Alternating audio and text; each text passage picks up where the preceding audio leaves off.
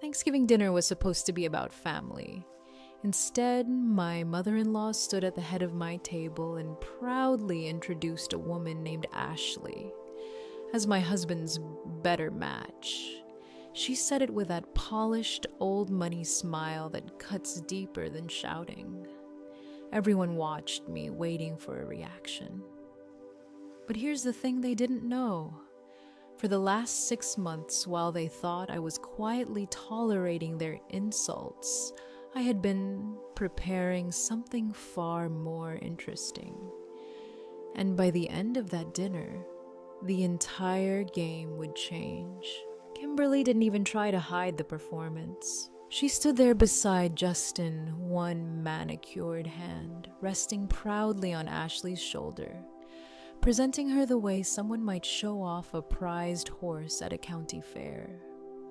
Her voice carried that familiar tone, soft polished and dripping with the kind of old money condescension she had perfected over decades. Ashley is a high-end corporate lawyer, she announced to the table. She actually understands the weight of Justin's potential. Then came the pause, the one meant for effect. Unlike some people who prefer to waste their lives measuring air pollution and playing with water samples, the words floated through the dining room like perfume, pleasant on the surface, poisonous underneath. I sat directly across from them at the head of the Thanksgiving table I had paid for. Every piece of it. The heirloom silverware glinting under the chandelier, the imported linen napkins Kimberly was now casually twisting between her fingers. Even the vintage Bordeaux breathing quietly in crystal glasses. All of it had come from my account. And yet somehow in this moment, I was being treated like an uninvited guest.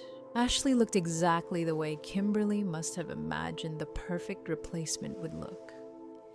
She wore a deep emerald dress that mirrored the moss hanging from the oak trees outside the window. Her posture was flawless, her smile even more so. The kind of smile you practice in front of a mirror until it lands at exactly the right angle. She leaned slightly toward Justin as Kimberly spoke her expression, soft, admiring perfectly. Supportive. The image was clear, beautiful, fertile, socially acceptable. Everything Kimberly believed a proper wife should be. Madison, my sister-in-law, let out a sharp laugh from halfway down the table. She swirled her wine with theatrical amusement. "Please, Lauren," she said, barely glancing at me. "Don't try to elevate your little job. Your sterile career is nothing compared to the legacy this family carries." Sterile. That word lingered in the air. Then Madison continued almost gleefully. "Ashley wants 4 children. She actually understands that a woman's duty is to the bloodline, not a laboratory." For a moment, the room felt thick with jasmine from the open windows. Sweet, cloying, almost sickening. The kind of fragrance meant to mask rot.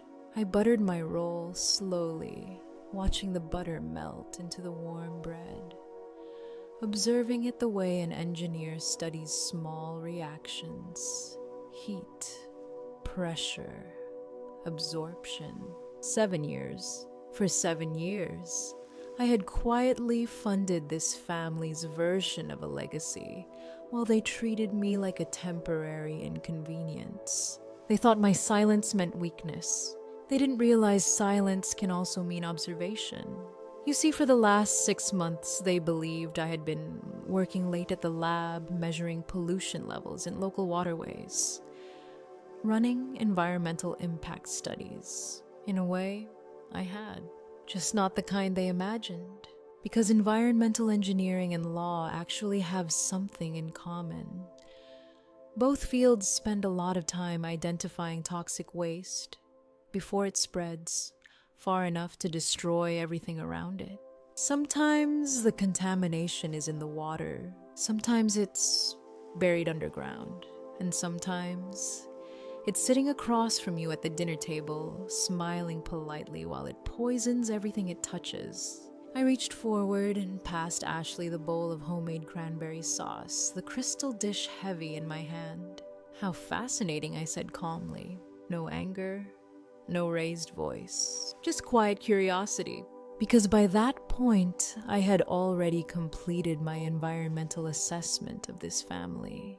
And the results were fatal. For a long time, I didn't say anything. That's the part people usually misunderstand. When someone sits quietly while they're being disrespected, everyone in the room assumes it's weakness. That they're too timid to speak, too fragile to push back. But silence can mean a lot of things. Sometimes it means someone is watching. For 7 years, I had been the silent investor in that family's idea of a legacy.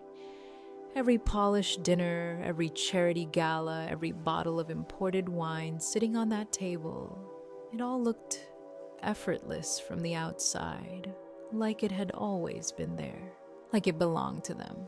But the truth was much less glamorous. I had been footing the bill for most of it.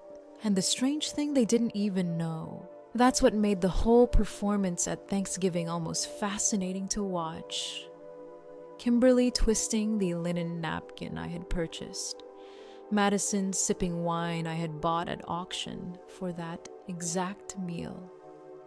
The house itself, my house glowing warm and elegant around them while they talked about me like I was some inconvenient stranger. Have you ever had that feeling, sitting in a place that should be yours, and somehow feeling like the outsider? I didn't argue with them. I didn't raise my voice. I was to match Madison's sharp laughter or Kimberly's delicate little jabs. Arguing would have meant there was still something to negotiate. And by that point, I was done negotiating. Instead, I simply set my knife down beside the plate. The silver handle felt heavy in my fingers as it touched the china. The soft clink echoed a little louder than it should have in the candlelit room. Then I reached for my phone. The glow of the screen lit my face, and just like that, the entire table went quiet. It's funny how quickly people notice when control starts slipping away from them. Kimberly's eyes darted toward the phone immediately. Instinct, maybe. Some small survival alarm going off in the back of her mind, even if she didn't yet understand why. My thumb hovered over the banking app, specifically over a pending payment. The catering company in the kitchen was preparing the final course. The charge $3,924 was scheduled to process that night. I tapped the screen. Cancelled. Just like that, the money stayed in my account. "What are you doing?" Justin hissed across the table. His face flushed an ugly shade of red, and he stared at the phone like it might explode. I set it down calmly beside my plate screen, facing up so the notification could glow there between us. "I'm auditing the accounts," I said. My voice was steady, almost clinical. "Since your mother has already drafted my replacement and announced her qualifications to the board tonight, I figured it was time to stop funding the theater production." No one spoke. The silence stretched across the table like a wire pulled too tight. "The budget for this little performance," I continued quietly, "has been cut to zero. Effective immediately." Kimberly's perfectly smoothed forehead twitched, a tiny ripple breaking through the Botoxed surface. "Don't be crass, Lauren," she said sharply. "Money talk at dinner is beneath us. It's vulgar." I held her gaze. "What's actually beneath us," I replied, "is the ground this estate sits on." Then I turned toward Ashley. Her perfect smile had started to falter now, the edges fraying just slightly. "Did they forget to mention the deed to you?" I asked gently. "Or did they lead you to believe this house was a treasured family estate, passed down through generations of the glorious male line?" I took a sip of water and let the silence settle again before answering my own question. question. This house was inherited from my grandmother 2 years before Justin and I even met, I said. Premarital property. The deed is in my name. The taxes are paid by my firm. My eyes flicked briefly toward Justin before returning to Ashley. It's ironclad? I paused. And entirely mine. I didn't raise my voice. That's what made the moment so unsettling for everyone else at the table. While Kimberly continued her little presentation of Ashley, perfect, fertile Ashley, I simply placed my knife down beside my plate. The silver handle touched the china with a soft, deliberate clink that somehow carried across the entire room. Then I reached for my phone. The screen lit up in the dim candlelight, casting a pale glow across the table. Conversation died instantly. Even Madison stopped swirling her wine. It's strange how quickly people grow quiet when they sense control shifting. Kimberly's eyes darted toward the phone first. Instinct, maybe. A tiny flare of suspicion, even if she couldn't yet explain why. My thumb hovered over the banking app, specifically over a pending payment. The catering company currently working in the kitchen had just finalized their invoice. $3,924. It was scheduled to process later that evening. I stared at the number for a second, then tapped the screen. Cancelled. Just like that, the transaction vanished. The money stayed exactly where it belonged in my account. "What are you doing?" Justin hissed. He leaned forward, his face flushing an uneven shade of red that clashed horribly with his silk tie. The look he gave the phone was somewhere between confusion and panic, as if the small glowing rectangle might detonate at any second. I set it down beside my plate screen, facing up, so the notification remained visible between us. "I'm auditing the accounts, Justin." My voice stayed calm, almost clinical. "Since your mother has already drafted my replacement and very clearly announced her specifications tonight, I figured it was time to stop funding the theater production." The table went completely silent, the kind of silence that hums with pressure. Kimberly's perfectly smoothed forehead twitched, a tiny ripple disturbing the carefully maintained stillness of her expression. "Don't be crass, Lauren," she said sharply. "Money talk at dinner is beneath us. It's vulgar." I met her eyes. "What's actually beneath us," I replied evenly, "is the ground this estate sits on." That got her attention. Then I turned toward Ashley. The perfect smile she'd been wearing all evening was beginning to crack, slightly at the edges, like porcelain under too much heat. "Did they forget to mention the deed to you, Ashley?" I asked pleasantly. "Or did they lead you to believe this was a proud family estate passed down through the glorious male line?" I lifted my glass and took a slow sip of water, letting the silence stretch long enough to become uncomfortable. "This house," I continued calmly, "was inherited from my grandmother 2 years before Justin and I even met." Madison's hand froze halfway to her wine glass. "Premarital property," I added. "The deed is entirely in my name. The taxes are paid by my firm." Justin opened his mouth, clearly preparing to jump in with one of his polished little speeches about partnership and shared success. I raised a hand slightly. Not aggressive, just final. And since transparency is apparently important tonight, I continued glancing again at Ashley. "Let's make one thing perfectly clear." I leaned back in my chair. "My husband isn't the provider in this house." The words landed quietly, but the impact rippled across the table. "He's a tenant." Justin stared at me. "A tenant," I repeated calmly. "He pays me rent every month, below market rate, because I'm not completely heartless." I folded my hands lightly on the table. "But it is documented, legal, separate." Then I tilted my head just slightly. He has never owned a single brick of the legacy this family seems so proud of. The room didn't explode into shouting the way people expect during a confrontation. It went quiet. Not the comfortable kind of quiet either. The kind that feels heavy, like the air itself has thickened, and no one is quite sure how to breathe. The smell of jasmine drifting in through the open windows suddenly felt suffocating. Sweet, artificial, a fragrance meant to disguise something rotting underneath. I looked around the table slowly, the heavy silverware, the imported linens, the vintage wine breathing in crystal glasses. Every symbol of prestige this family loved to parade in front of their friends. It hit me then with perfect clarity. All of it had been a subscription, a lifestyle they'd been charging to my account while calling me useless. For 7 years, I had played the role of the quiet, helpful daughter-in-law, the one who smoothed over problems, who kept things running, who never made scenes.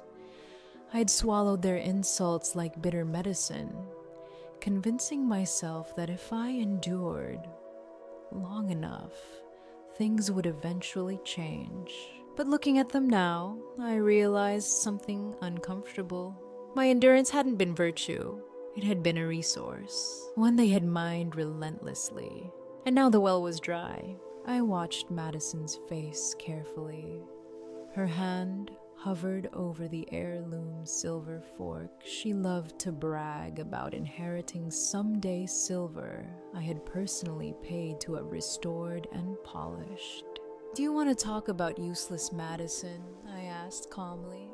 My voice didn't rise. It didn't need to. Or should we discuss the $900,000 of invisible labor I've poured into this family to keep your little legacy from collapsing? The table froze. The only sound came from Ashley, shifting slightly in her chair, the ice in someone's glass clinking softly. I continued. Like the $48,000 I quietly wired last winter to cover Richard's gambling debts. My father-in-law's head snapped up. For a man who had spent decades cultivating the image of a steady, respectable patriarch, the panic on his face looked almost surreal. I turned to him. "I paid it, Richard. Not because I approve of the vice, but because I knew exactly what would happen if that debt reached the wrong ears." My fingers brushed the edge of my napkin. A foreclosure notice in the Sunday paper tends to stain a family's reputation. He shrank back into his chair. The patriarch of the family, reduced to a debtor. And then there's Madison. I continued, glancing toward my sister-in-law. Her confident posture had started to crumble. $60,000 a year, she blinked. I clarified calmly. That's what your socialite lifestyle costs. Country club dues, luxury trips, those internships in Paris that were really just extended shopping vacations. Madison opened her mouth to protest, but no words came out. "I funded those too," I said, "while you mocked my sterile engineering career." The truth, once it starts coming out, has a way of building momentum. I've essentially been the venture capitalist keeping this family's moral bankruptcy afloat. I continued, paying the bills while all of you look down on the very hands feeding you. Then I turned to Justin. My husband sat frozen in his chair, his expensive watch glinting under the chandelier light. The title he loved so much, senior project manager, suddenly looked very small on him. And you? The two words hung in the air between us. Your entire career is a hollow shell supported by contracts. My firm steered directly to your father's company. Justin's eyes widened. Without my sign-offs, I said evenly, "Your division doesn't exist." The silence that followed was absolute. For years I had absorbed their cruelty, quietly, patiently, telling myself it was a cost of keeping the peace. the cost of maintaining a marriage, the cost of belonging. But the truth was, there had never been peace, only an illusion I had been financing. I leaned back slightly in my chair posture, straight hands folded with deliberate calm. I thought I was building a bridge with this family, I said, quietly. My eyes moved from one stunned face to another, but it turns out I was just digging a hole. The realization settled over the table slowly. For them, this moment probably felt like a sudden collapse. But for me, it wasn't an emotional outburst. It was an audit, a final reconciliation of the books. For nearly a decade, my compassion had been treated like an unlimited credit line. Tonight, that account had finally been closed. By the next morning, the air in Savannah felt heavier than usual. Not just the humidity, the rumors. They moved through town the way smoke does, quiet at first, then, suddenly, everywhere. My phone began buzzing before I'd even finished my coffee. Text messages, emails, a few polite calls that went straight to voicemail. Most of them started the same way. "I'm so sorry to hear what's happening." Or worse, "Are you okay?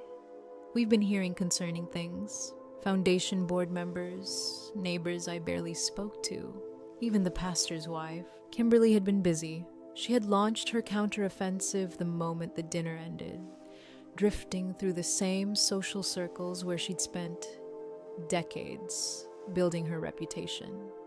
Charity boards, garden luncheons, private club lunches where gossip travels faster than fact. And she was very good at it. By the time the sun rose, she had already painted a masterpiece of fiction. According to Kimberly, I wasn't a woman finally setting boundaries after years of exploitation. No, that would have been far too simple. Instead, I was unstable, professionally fraudulent, emotionally unbalanced. She even suggested, very delicately of course, that my outburst might have been the result of deep psychological strain caused by infertility. The implication floated through conversations like a carefully released toxin. Poor Lauren, so brilliant with numbers and machines, but clearly fragile. It was almost impressive. If you didn't know the truth, the story made perfect sense. But Kimberly had miscalculated something important. She assumed I would panic. She assumed I would start defending myself, rushing from conversation to conversation, trying to correct the narrative. Instead, I did something much quieter. I opened my laptop. The messages kept arriving, one after another. I didn't reply to any of them. Not the sympathetic ones, not the curious ones, not even the passive-aggressive ones disguised as concern. I simply created a new folder, then another. Every text message, every voicemail transcription, every email hinting at Kimberly's rumors went into that folder. Time-stamped, organized, filed, a forensic trail. Then Justin's messages started. Those were different, less polished, more desperate. The first one came mid-morning. "You didn't have to do that in front of everyone." A minute later, "You embarrassed my entire family." Then the tone shifted. "Lauren, you've been distant for years." Another message followed almost immediately. "A man needs to feel like a priority. You were always at the lab." I leaned back in my chair and read the next one slowly. Ashley actually listens to me. There it was. The justification. According to Justin, his affair wasn't betrayal. It was a natural consequence of my work ethic. Of course, the problem wasn't that he had spent years quietly draining resources and lying about late-night site visits. No, the problem was that I had been too focused on environmental research, too committed to my career, too cold. He even tried to dress it up in something resembling logic. "You drove me to this, Lauren." That line sat on my screen for a long time. The irony was almost elegant. Justin had used the company credit card for those little overnight work trips, spa charges, boutique hotels, expensive dinners in cities where he claimed to be inspecting development sites. Every transaction had passed through financial oversight at my firm, which meant every one of them had quietly crossed my desk months ago. He didn't know that. He thought his secret had been invisible. The truth was, it had simply been documented. I didn't respond to his messages either. Tears would have been inefficient. Panic would have been a waste of energy. Instead, I opened a spreadsheet. The columns filled quickly. Date, transaction, location, description. Justin's texts went into their own folder. Every lie they told, every dollar they spent, every accusation Kimberly spread through the community, it all became another entry, another data point. From the outside, it might have looked like I was sitting alone in my home office, ignoring the chaos. But that wasn't what was happening. I wasn't having an emotional breakdown. I was conducting a forensic audit. On my desk, the prenuptial agreement Justin had signed 7 years earlier rested under the lamp. Clean white pages, crisp legal language. He had signed it with a laugh back then, confident he would never need it, confident he would always be the one holding the power. I ran my fingers across the cover slowly. Then I picked up my phone. There was one number saved for exactly this kind of moment. I dialed it without hesitation.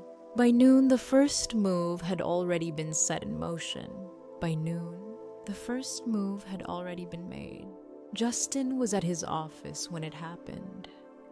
The same office space my professional connections had quietly helped him secure years ago, back when I still believed in investing in our future together.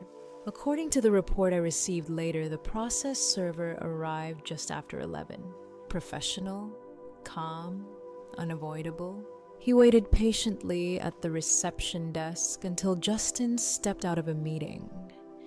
Then he approached, introduced himself, and handed over the envelope.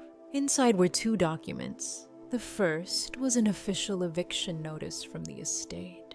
Justin had 30 days to vacate the property he had been calling his home for nearly a decade. The second document was heavier, a civil lawsuit totaling $900,000 in misappropriated legacy funds. By the time Justin finished reading the first page, his hands were already shaking. But that was only the opening act. The real shock came later that afternoon. The law firm conference room was exactly what you would expect from a place that handles high-stakes litigation. Long, polished table, tall windows, neutral colors designed to project quiet authority. I arrived early. Ashley was already there. We reviewed the documents one last time, every transaction highlighted, every signature scanned and cross-referenced, every financial movement carefully documented. When everything was in place, she simply closed the folder and gave a small nod. Let's begin. At exactly 2 o'clock, the door opened again. Kimberly swept into the room first, Justin trailing behind her like a shadow. She looked composed, almost regal, the same elegant posture she carried into charity galas and board meetings, the posture of someone completely certain that her presence alone could bend a room to her will. Justin looked less certain. His tie was crooked, his eyes red. The man who had spent years performing confidence suddenly looked 10 years older. Kimberly barely glanced at me when she entered. Instead, she set her purse down on the table with deliberate precision and folded her hands. "This little spectacle ends today," she said smoothly. Her voice carried the same polished steel it had used at Thanksgiving. "You've embarrassed this family enough." Justin sat beside her, avoiding my eyes. Kimberly leaned forward slightly, her smile tight. "We're willing to be reasonable, Lauren," she continued. "If you withdraw these ridiculous claims, we can settle this quietly." The room stayed silent. Then the door opened again. Kimberly didn't bother turning around at first. She probably assumed it was another junior associate coming to take notes. But the footsteps moved past her chair, calm, confident, measured. Ashley walked into the room wearing a charcoal power suit and carrying a slim black briefcase. No emerald dress, no polished socialite smile. She didn't even glance at Justin. Instead, she walked directly to my side of the table and sat down. For a moment, no one spoke. Then Justin turned. His confusion registered first, then recognition, then something closer to panic. "Ashley," he said slowly.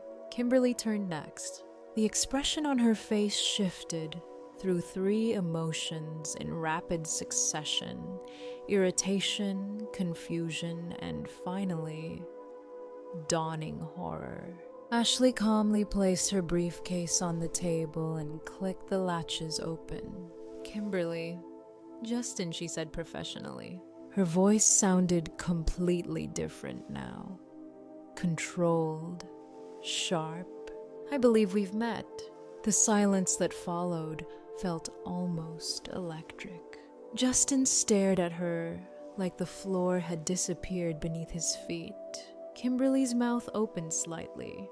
Ashley continued without hesitation, though she added calmly under slightly different pretenses. The realization spread across Kimberly's face like a crack in glass. Ashley wasn't Justin's future wife. She had never been the eager socialite Kimberly proudly introduced at Thanksgiving.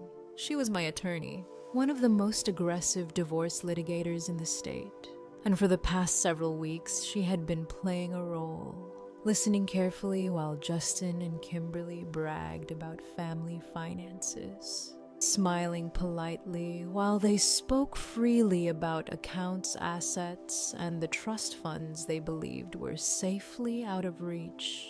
Every careless admission, every arrogant boast, every slip of the tongue, documented, recorded, saved. Ashley slid a thick document across the table toward them. The paper stopped directly in front of Justin. He stared down at it, his hands trembling again. Kimberly didn't touch it. Not yet. Because in that moment, she finally understood something that had never occurred to her before. For years, she had believed she was the architect of every social situation around her, the mastermind, the strategist. But sitting in that conference room with Ashley beside me and the evidence spread neatly across the table, she realized she had never been running the game at all. She had simply been playing on a board I owned from the very beginning. Ashley didn't rush the moment. She simply reached into her briefcase and pulled out a thick stack of papers clipped neatly together. The kind of document that doesn't exist for intimidation.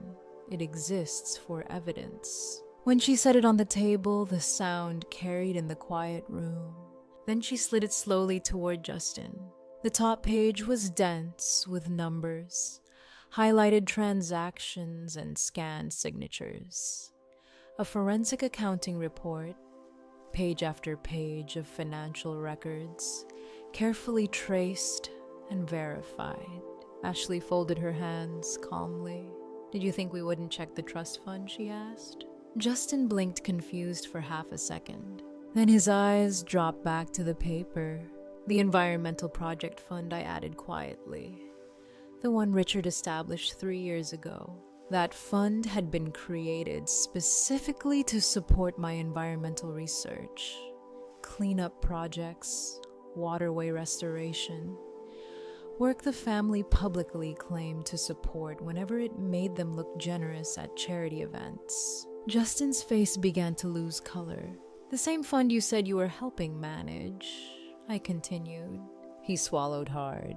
"That was a misunderstanding," he said quickly. "We were just moving assets around, protecting them." Ashley leaned forward slightly. Managing it by forging Richard's signature, she asked. Her finger tapped a specific section on the page. A series of transfers, large ones. Funds withdrawn from the Environmental Trust and redirected through a chain of accounts that ended somewhere very far from Savannah. Offshore, Kimberly finally grabbed the report. She flipped through the pages rapidly, the confident composure she'd walked in with starting to crack. Each page revealed another transaction, another forged authorization, another movement of money that had quietly disappeared. Ashley's voice stayed perfectly even. That elevates this situation beyond a civil dispute. She let the words settle before finishing the sentence. We're no longer discussing a divorce settlement. Justin's breathing had grown noticeably faster. We're discussing potential federal crimes. Ashley began listing them the way someone might read items from a menu. Wire fraud, identity theft, embezzlement. Each word landed like a stone. The illusion of wealth and prestige that Kimberly had wrapped around her family for decades started peeling away layer by layer. Not just greedy, criminal. Justin pushed the report slightly away from himself, like it might burn him. "You're twisting this," he said weakly. "My father approved those transactions." Ashley didn't even blink. "No," she replied calmly. "He didn't." The silence that followed stretched long enough to make Justin look up again. "That's impossible," he muttered. I met his eyes across the table. "He knows now." Justin's expression froze. "I showed him the report this morning," I said. For a moment the room felt smaller. Richard had always been the quiet one in the family. The steady patriarch who avoided conflict and let Kimberly run the social empire while he maintained the illusion of respectability. Justin's voice dropped to almost a whisper. "My father, does he know everything?" "Yes." The word came out without hesitation. "He's already reviewed every transaction." Justin stared down at the report again. "And unlike you," I added, calmly, "he understands the difference between loyalty and fraud." Kimberly slammed the stack of papers shut. "This is absurd," she snapped, but the confidence in her voice had thinned. I continued anyway. "He's agreed to testify." That sentence changed the entire room. Justin looked like someone had physically struck him. Richard's testimony meant the last piece of their defense had just collapsed. The patriarch of the family. The man whose reputation they had been protecting with stolen money. He had chosen the only option left that preserved even a fragment of his integrity. Justin leaned back slowly in his chair. For the first time since the meeting started, he looked truly afraid.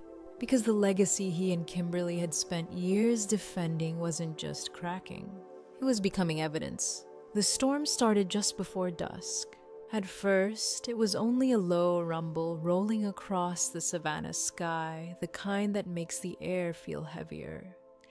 Then the rain came sudden and relentless, pounding against the roof and windows like the sky itself had finally lost its patience. I was in my study when the security alert pinged on my tablet. A quiet little notification. Motion at the main gate.